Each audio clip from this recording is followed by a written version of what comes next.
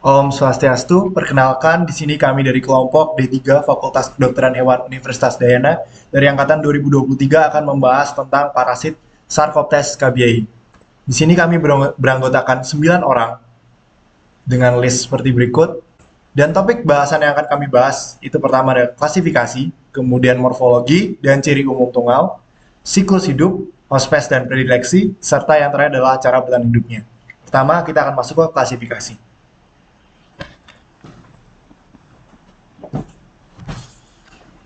Perkenalkan, nama saya Yudi Roy Arya Prasetya dengan NIM akhir 140. Di sini saya akan menjelaskan tentang klasifikasi dari Sarcoptes cabiai. Sarcoptes cabiai termasuk ke dalam filum Arthropod, kelas Arachnida, ordo Astigmata, famili Sarcoptidae, genus Sarcoptes, spesies Sarcoptes cabiai.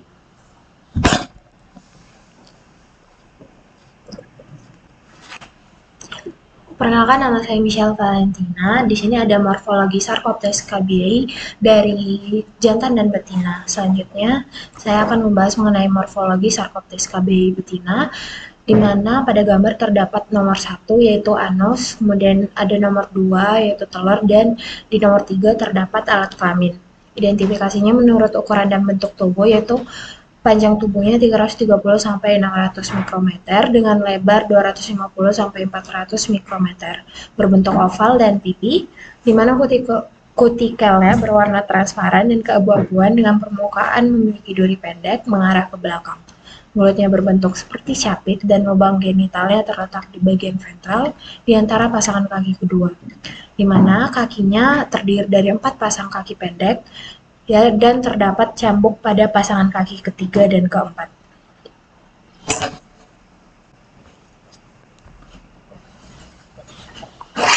Baik, perkenalkan, saya Hanifah Asri. Di kesempatan kali ini saya akan menjelaskan mengenai struktur tubuh dan fungsinya. Yang pertama itu ada Chelicerae yang berfungsi untuk makan, serta juga dia bisa untuk mengambil, menjepit, atau menggenggam. Kemudian ada Palpi atau Pedipalpus, yaitu badan sensor yang berfungsi untuk menemukan makanan dan memberikan persepsi terhadap kondisi lingkungan. Kemudian di betina ini alat reproduksinya berbentuk celah atau papilla songgama yang berfungsi sebagai saluran terjadinya pembuahan.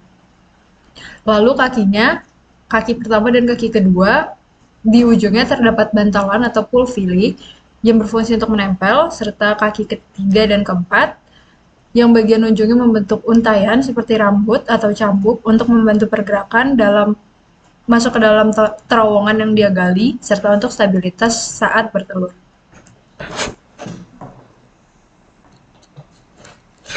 Perkenalkan, saya Dabira Rafaziza dan saya akan melanjutkan menjelaskan Sarcoptes cabiai jantan untuk morfologi.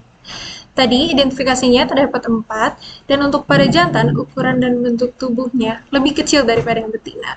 Panjangnya 200 sampai 250 mikrometer serta lebarnya 150 sampai 200 mikrometer. Bentuk tubuhnya oval dan pipih, memiliki duri humeral dan bulu halus. Kutikelnya terdapat garis halus dan terdapat beberapa duri atau sisi kecil.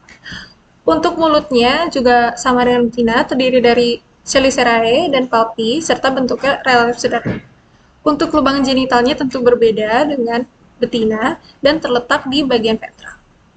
Untuk kakinya terdapat 4 pasang dan pasang ketiga dan keempat mengarah ke belakang serta tidak melewati batas tubuh seperti yang dilihat pada gambar. Selanjutnya pulvili atau penghisapnya ada pada tarsal kaki 1, 2, dan 4. Untuk kaki tiganya lebih pendek dan tidak memiliki penghisap, serta memiliki cambuk. Nah, untuk cambuk sendiri lebih banyak ada di betina, di jantan lebih sedikit. Untuk gambar dapat dilihat di situ, kaki 1 dan 2, pasangan kaki 1 dan 2 mengarah keluar, sedangkan pasangan kaki 3 dan 4 tidak melewati batas tubuh, serta mereka memiliki beberapa cambuk-cambuk. Terima kasih.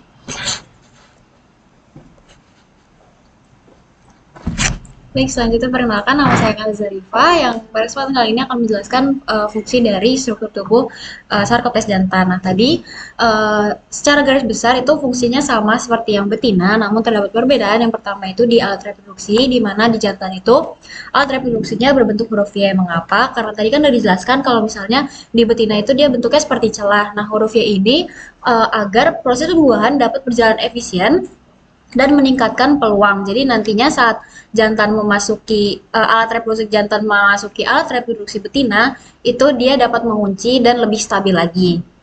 Kemudian pada kakinya juga terdapat perbedaan di mana kaki 1, 2, dan 4 pada jantan ini terdapat bantalan atau pulvili. Nah, pulvili ini berfungsi untuk menempel. Sedangkan pada jantan itu di bagian cambuknya hanya ada pada di kaki ketiga, di mana cambuk ini berfungsi untuk menempel pada betina saat proses kawin. Jadi lebih stabil dan tidak copot-copot seperti itu. Mungkin boleh di next.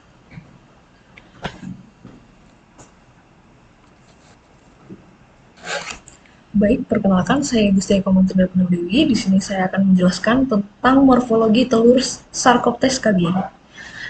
Bisa dilihat dari gambar, di sini bentuknya itu oval atau lonjong dengan ukuran panjangnya sekitar 0,1 mikrometer sampai 0,15 mikrometer dan lebarnya lebih kecil. Pada permukaannya terlihat transparan dan mengkilap dengan ujung sedikit meruncing. Di dalamnya terdapat embrio yang akan berkembang menjadi larva. Untuk letaknya sendiri, tungau dewasa betina menggali terowongan di lapisan epidermis kulit sambil meletakkan 2-3 telurnya tiap hari.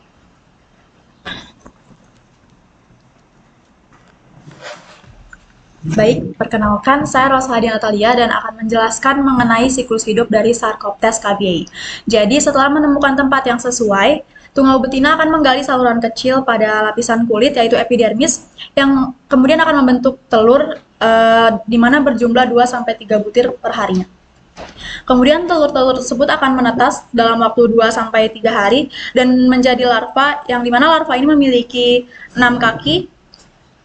Selanjutnya larva tersebut akan mencari tempat yang sesuai untuk berkembang menjadi nimfa. Setelah itu, larva akan mengalami pergantian kulit menjadi nimfa, di mana nimfa ini memiliki 8 kaki dan bentuk tubuh yang lebih besar jika dibandingkan dengan larva, di mana hal tersebut berlangsung selama 3-4 hari. Dan selanjutnya nimfa tersebut akan berkembang biak menjadi tungau jantan. Yang dimana tungau jantan ini nantinya akan kawin kembali bersama dengan tungau betina di dalam terowongan kulit dan tungau jantan akan mati sedangkan pada yang betina akan bertahan di terowongan kulit selama 2-3 bulan. Terima kasih.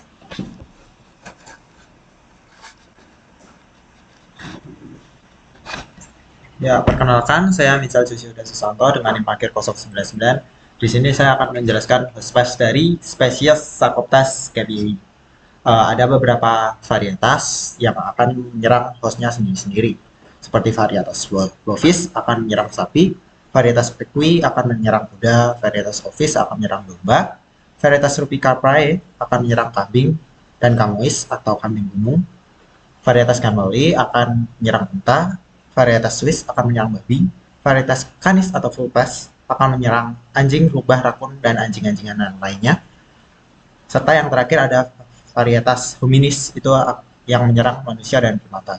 Untuk varietas bovis sampai ke canis atau vulpes itu disease-nya adalah Sarcoptes mango, sedangkan yang hominis itu adalah disease-nya Scabies. Untuk predileksinya predileksi spesies Sarcoptes cabiai ini, jadi predileksi itu merujuk pada kecenderungan atau prevalensi spesifik dari parasit untuk menginfeksi atau menetap di lokasi tertentu pada inangnya. Misalnya, tungau Sarcoptes cabiai ini memiliki predileksi untuk menginfeksi lapisan kulit luar atau epidermis pada spesies, baik manusia maupun hewan, yang akan menyebabkan gatal dan iritasi. Predileksi ini seringkali dipengaruhi oleh faktor-faktor lain seperti faktor lingkungan yang mendukung akses nutrisi dan juga respon imun spesies.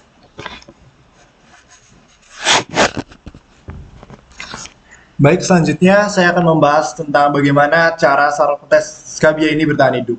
Jadi perlu kita ketahui bahwa Sarcoptes cabiai adalah ektoparasit obligat yang hidup dan bereproduksinya itu di lapisan epidermis kulit dari hewan liar, hewan peliharaan maupun juga hewan ternak. Kemudian Sarcoptes cabiai ini memiliki sifat host spesifik yang menyebabkan satu varietas itu hanya bisa hidup di satu jenis host spesies tertentu. Seperti tadi, misalkan varietas Canis hanya dapat di anjing, Bovis hanya dapat di sapi dan lain sebagainya. Dan tidak dapat berkembang biak jika Sarcoptes cabiai berada di host spesies lain. Nah, ada hasil uji lab yang menunjukkan bahwa kelembapan yang tinggi yang dikombinasikan dengan suhu yang rendah memungkinkan Sarcoptes cabiai itu bertahan lebih lama dan tetap infektif di lingkungan luar, meskipun berada di luar tubuh host spesiesnya. Kemudian, Sarcoptes cabiai ini mampu bertahan hidup di luar tubuh inangnya selama 24-48 jam. Namun, pada suhu yang lebih rendah, sekitar 10-15 derajat Celcius dan kelembapan yang tinggi, tungau ini bisa hidup lebih lama lagi. Nah, pada suatu penelitian milik Hyun Tias dan Ahmad pada tahun 2007 mengungkapkan bahwa pada suhu 25 derajat Celcius dengan kelembapan 100%, Sarcoptes cabiai memiliki daya hidup terpanjang secara in vitro dengan lethal time 50 mencapai 5 hari. Lethal time 50 adalah waktu yang digunakan untuk mencapai kematian 50% populasi dari Sarcoptes cabiai. Nah, penelitian ini menunjukkan bahwa tungau ini bertahan lebih lama di luar inang pada kelembapan yang tinggi, sementara penurunan kelembapan memperpendek nilai lethal time 50. Kemudian, kemampuan tungau untuk hidup pada inang tertentu dipengaruhi oleh perubahan ekspresi gen dan adaptasi, seperti modifikasi morfologi, perilaku, serta kemampuan untuk menghindari respon imun inang melalui imunomodulator. Misalnya, sebagai contoh, secara morfologi, Sarcoptes cabiai varietas Canis itu berukuran lebih kecil dibandingkan Sarcoptes cabiai varietas hominis karena perlu beradaptasi dengan kulit anjing yang memiliki banyak folikel bulu. Nah, kesimpulan yang dapat kami ambil di sini adalah bahwa Sarcoptes cabiai ini merupakan parasit ektoparasit obligat, di mana dia itu hidup dan juga bereproduksi di lapisan epidermis inangnya, di mana pada siklus hidupnya itu tadi, tungau betina ini akan menggali terowongan untuk bertelur dan juga menetaskan telurnya di sana. Nah, untuk yang jantan ini, setelah dia bereproduksi, dia akan mati, namun tidak halnya dengan betina, bahwa betina ini masih bisa hidup 1-2 bulan. Kemudian secara morfologi, secara garis besar, betina dan jantan ini sama, namun terdapat perbedaan pada ukuran bentuk tubuh, kemudian juga pada jumlah cambuk yang lebih banyak pada betina, serta bentuk alat reproduksinya. Kemudian, untuk varietasnya sendiri itu terdapat bermacam-macam, itu merupakan ekspresi gen dan juga mutasi karena tungau ini butuh beradaptasi menyesuaikan dengan host spesiesnya. Dan jika tungau ini berada di luar host spesies, dia akan tetap bisa hidup dengan catatan dia harus berada di dalam suhu yang rendah dan juga kelembapan yang tinggi. Namun, dia tidak bisa bereproduksi karena dia hanya bisa bereproduksi pada inang. Sekian penjelasan dari kami. Berikut adalah daftar pustaka yang kami gunakan.